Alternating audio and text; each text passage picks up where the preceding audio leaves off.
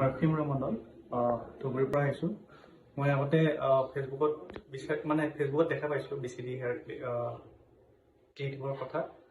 তো তাতে contact number পাই কিনে মই ইয়াতে কণ্টেক্ট কৰিছোঁ। কণ্টেক্ট কৰি কিনে ইয়াতে আহিলোঁ। অহাৰ পিছত কথা পাতি কিনে ভাল লাগিল। তাৰপিছত ট্ৰান্সপ্লান্ট কৰাই ল'লোঁ।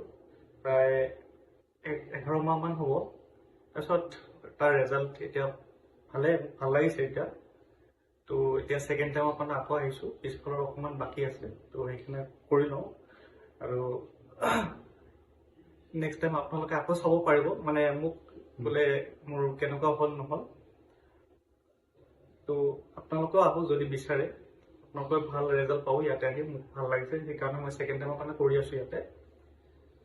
তো আশা কৰোঁ চবৰে ভাল হ'ব। ঠিক আছে।